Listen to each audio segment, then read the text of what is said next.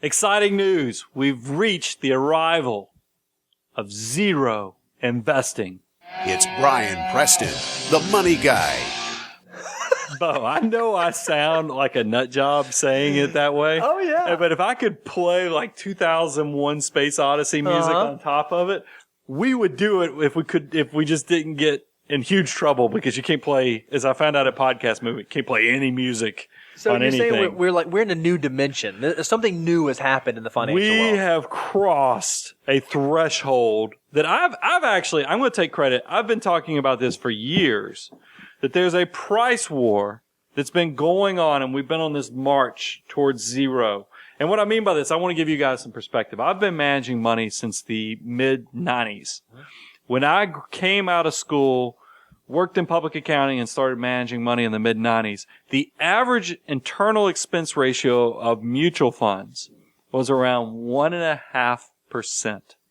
That sounds high. That sounds expensive really now, doesn't it? Now, yeah. You have to remember that if you stack on what the advisors make, the internal expense ratio, and the trading fees, right. Those trading fees. I mean, investing used to be so much more expensive. We have gotten technology, innovation, and then the straight up price war is making investing so much better for the average consumer. And we are in the middle of it, and it's so exciting. So you're probably wondering, why is Brian so excited? Why is he talking about zero? What does he mean?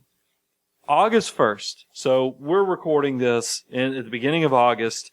August 1st, Fidelity Investments unveiled that they had 2 broad-based index funds that will operate without annual expenses, charges, and what I mean, no expense, zero expense, they mean no expense ratio, no additional charges, no fees appear, and this is not just a temporary thing. It's not uncommon to see that you have temporary fees waived. And when companies say that they're going to do a temporary fee waived in this price war, you know that they're just trying to get an edge on one of their competitors, but it's probably going away. This was actually released to the regulatory agencies as a zero fee, meaning this looks like it's truly going to be permanent. So help me understand. I'm not doing this. By the way, I have one more, zero. Oh, I'm sorry. The minimum investment is zero. So, okay. How is that possible? I want to say, so you're normally the more cynical one. I'm generally the more upbeat, optimistic one. But this just sounds too good to be true. Nothing is free. Help me get my head wrapped around how is this happening? How is this even possible? Remember, price war, because let me give you the players. We got Fidelity, which they threw down the gauntlet. You got Vanguard, you got BlackRock, who has all the ETFs. Right. And then you got Schwab. Because Charles Schwab is very similar structure to Fidelity, and they're all kind of in this thing, and they all want that title. They all want to be able to say, we are the low-cost provider, because we're on this march where innovation, everybody wants to say, hey, come one, come all, we are the low-cost provider, and that's what's led to this. So, and I want to I know I keep going deeper, Bo, but I've got to share the just materiality of this experience. Okay. Most wars, because we're talking about price war here, you're worried about the casualties. You realize that this is one of those unique situations where the casualties, there aren't any. We, the people, are the beneficiaries, and there's all these consumer benefits for this price war between all these behemoth financial organizations, and your army of dollar bills, even though they're in the middle of this battle, are actually getting stronger. It's going to be more of your soldiers are out there working for you. So, okay, I'll get to your point. You want to know how can Fidelity do this? Yeah, I don't get it. It doesn't make sense to me. Let me explain. Because I posted this on Twitter. And you tweeted it. Is that what youngsters call it? I think you're supposed to say you tweeted it. Well, when I did this, now realize, if you guys follow me on Twitter, you probably realize I have a lot of other financial advisors that I'm friends with that are also on Twitter. And I guess they're tweeting too, if we use your terminology. But and one of the guys that I used to work with, brilliant guy, was in the Navy, nuclear engineer, decided nuclear engineering wasn't exciting enough, so he got into asset management. And he made the point, because I was, just like I'm excited about this whole Fidelity thing right now, he says, you realize they're going to be able to make money through other products. And I'm paraphrasing what he said. And he's exactly right. Because Fidelity as kind of like a superstore of financial products. You think about it, they're known for their 401ks. They're known for charitable giving accounts. They're known for, they do lending. I mean, they do all kind of other things that they are known for a lot. They're hoping that, I'm not going to say it's a loss leader because I don't think they will take a loss on this. I think they will make it up through other products. That is what's going on with Fidelity, is I think that they are planning on that this will be an introductory product. Sure. That then once they get in that wallet, they'll get more share of the wallet in the future as this person grows. So it's a free sample. I don't think it's a free sample, and because I'll get into details in a minute, but I'll go ahead and share this. These two funds, because the two funds is the Fidelity Zero, that's right, they put in the title, Total Market Index Fund, the Fidelity Zero International Index Fund. You see what both of those funds are. Broad-based indices. Very broad-based. So, I mean, that's going to be for somebody who's looking to just capture the straight-up market. And we all know, as you get bigger, more sophisticated, and larger, you're going to need more diversification. Not just because, look, you're going to make lots of return with these type of investments. Sure. It's just you need more diversification to limit risk. Sure. That's what you're not worried about return at that point. You're worried about risk. Right. So that's why I think that they're going to use this as an entry product, and then they know as you go up the food chain, more successful, that you'll use some of their other products and they'll make money. And then there's also this practice. Most people don't realize index companies that do ETFs, do index funds, they actually have to go buy these securities that support this index fund that they've created. And we have big organizations like Fidelity. Now, Fidelity claims they're not doing this on this product yet, but they can borrow off of this and actually make a profit. They can lend out the securities that make up their index and actually profit from that. You're a CFA. You know all about these type of things. But, and then I wanted to put out there that think about the goodwill benefit from this. Fidelity is one of the largest 401k providers out there. And I don't even know if they're going to put these zero funds and make them available in 401ks. Right. They very likely will not. But just from the fact of goodwill of if you're a company executive, if you're a Fortune 500 company and you're saying, well, who do we choose for our 401k? And you hear that's the home of the zero funds. That's going to push the needle a little bit further in the direction of Fidelity. So a lot of you guys are like, wait a minute, is Brian a complete Fidelity fanboy? I mean, what's going on here? Because we don't do products here. I say that just because I don't want anybody to think that this is an advertisement for Fidelity. It's really more of a reporting of a huge thing that has occurred, a threshold we've crossed. But I think it's important so that you know that we looked at all sides. There was a Bloomberg piece that came out just today that was talking about how has the competition responded to Fidelity. So let's kind of take this. Because normally in a war, when one side shoots off at the other side retaliates, generally speaking. I mean, I'm not a war expert. So are we counting on all things going to zero? Is that where we're going with this? So let's look at Vanguard. Here's Vanguard's quote. I feel like they're the ones who started this, right? I mean, weren't they the ones at the very front end of this?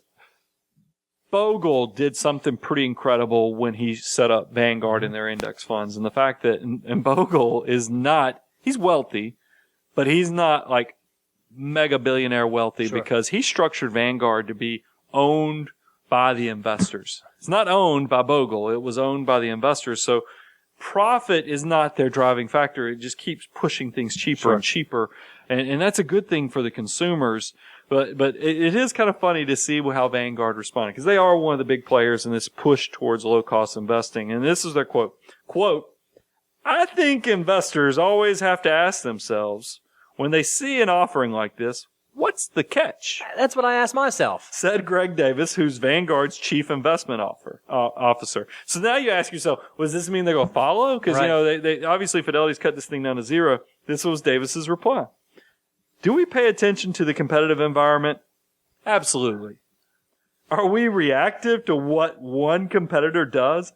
Absolutely not. Sick burn, Vanguard. So I like that. That's a good response. I will tell you can tell PR-wise, he had absolutely and then absolutely not. It's one of those earworms that I thought it was well structured. So well done, Mr. Davis. We'll see if Vanguard does not come out with a zero fund. Well, and they might not because I mean it's one of those things. They're already pretty cost effective with their investment holdings. BlackRock, who is known for their iShare ETFs, this was their quote. We have zero plans for zero-fee ETFs, according to Martin Small, head of US iShares. These PR companies are really good in terms of getting their language out. A lot of That's zeros awesome. in that. So, and then here's Charles Schwab. Charles Schwab said, quote, by the way, they would not respond to Bloomberg directly, so this is just taken from a statement. Charles Schwab said, quote, anytime costs go down, investors win. And that was from spokesperson Allison Wertham.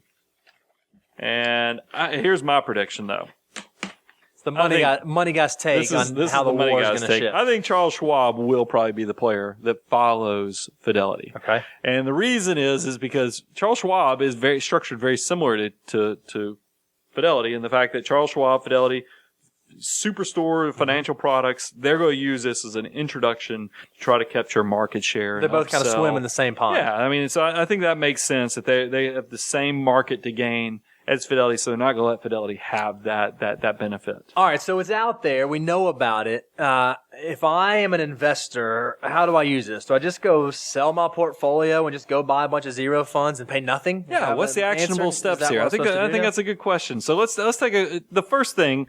If we were putting these in, and I think we wrote down 3 actionable things you need to go do. The first one was take a closer look at your current holdings.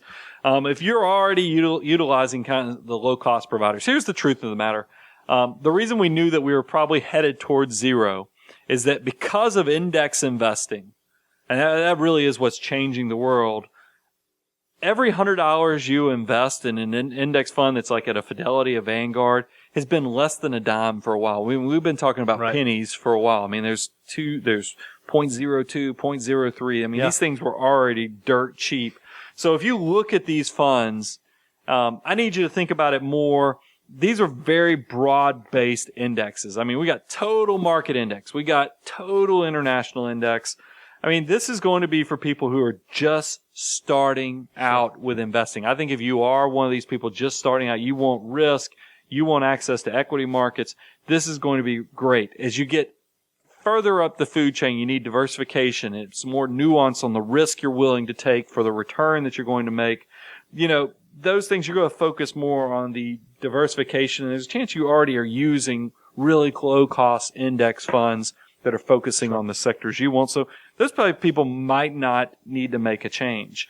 So what I'm hearing you say is, you know, the 2 things we always talk about that you get to control when it comes to investment management, comes to your portfolio, are taxes and fees. Yep. But what I'm hearing you say now is, just like you should not let the tax tail wag the investment dog, meaning you shouldn't make investment decisions solely based on tax implications, you also should not design your investment strategy or your portfolio solely around the fees that you're paying. It's one part of the equation, but it's not the sum total of the equation. No, because, I mean, think about this. If you're somebody who's in your 50s, 60s, 70s, it's not just risk tolerance anymore. You have risk capacity. You don't want to get stuck in a portfolio where you lose such a large percentage that it affects your behavior. Sure. It also just, it's not, that's optimized not the best thing. Situation. It's not optimized. But I think if I'm a 20-something-year-old, this is pretty exciting stuff if you're starting out, because you're getting access to some pretty efficient markets for free. I mean, it's not even cheap anymore. It's actually free.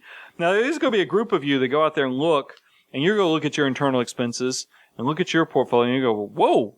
I mean, these guys are talking about pennies on every $100 I invest. I mean, I'm still paying dollars, or I'm still paying, you know, a big chunk. I mean, if you look at the internal expense ratio, and it is at 1%, and it's not doing something pretty spectacular, you probably need to ask yourself, is this where I need to be? Calculate then the total internal expense ratio of your full portfolio, and if that number is over 0.5%, you have to say, well, you know, is this thing, am I keeping up with the trends? And then that's the second thing, you know, because that's the first thing, is take a closer look at your current holdings, and that leads into step number 2, which is educate yourself, or at least have players in your corner. And I'm looking in our direction when I say that. Players play on. To know that are maximizing the trends, the geopolitical as well as just the technology and industry shifts that are going on. Because we see prospects that come in, and their portfolio looks like a quilt from 1999 with the highest flyers, with the commissions and all the other stuff that was going on back in 1999. Or Kiplinger's top 10 best investments of 2001. So make sure you're keeping, because these trends are changing. Let me give you some stats. We did a show 6 months ago on the difference between commissioned and no-load funds, and I want to just give you a few of the stats that came from that. The internal expense ratio that was in equity funds back in 2000 was 0.99. The average now is 0.63. Okay. Still not free. Right. But I'm just telling you, so we've had a decline of 36%. Bonds went from 0.76 to 0.51 at the end of 2016. That's a decline of 33%. Sure. But look at how investors are getting smarter. Over the past 10 years, the market for front and back-ended loaded shares, meaning commissioned mutual funds, had a $1 trillion in net outflows. Wow. So people are leaving those types of investments. $1 trillion. Meanwhile, and listen to this. Meanwhile, same period, no loans, meaning no commissions, had net inflows of 1.95 trillion. Almost $2 trillion, double. That's just incredible. If you think about number of increasing from 51% of mutual funds in 2007 to 67% at the year end 2016, that's incredible if you think about that. No loads are starting to dominate the mutual fund marketplace. You can also use, if you don't know where to go figure out the internal expense ratio or what you're paying, go use sites like Morningstar, Google, Yahoo Finance, and you can understand the fees, the commissions you're paying on those type of funds. And then the last thing we want you just to know, when you're looking at your expenses, looking at your portfolio, remember you always have the ability to vote with your feet. Mm-hmm. If a change is needed, to go, you have options, but and this is the CPA in me coming out, make sure you understand the tax ramifications. I will tell you, sometimes we've had opportunities where we've wanted to sell a fund that was bought 7 years ago, 10 years ago, but the gain is just so big. Right. You have to really measure twice on, do you want to incur that tax change? If it's in a retirement account, you don't have to worry about that stuff, but I'm talking about taxable accounts. These things are something you consider, but you can vote with your feet and you can make changes. Just be smart, before you just react. But pretty exciting stuff. I get so happy when I see innovation actually creating deliverable things that you can use within your own financial products and portfolio and build that financial freedom you so dreamed about. So hopefully you love the content of the show. We try to love on you, give you the gift of this free advice. And all we ask in return is that if you like what we're giving you, when you get to the point that maybe you do need more diversification, you want to make sure you're keeping up with the innovation and trends, that you'll pay us back by giving us a chance to look at your portfolio and seeing if we can be your taking it to the next level relationship. Yep. I'm your host, Brian Preston, Mr. Bo Hansen, moneyguy.com. If you have any comments or thoughts, make sure you leave the comments down here on YouTube, or even let us know by going to our Contact Us page on moneyguy.com. Talk to you soon.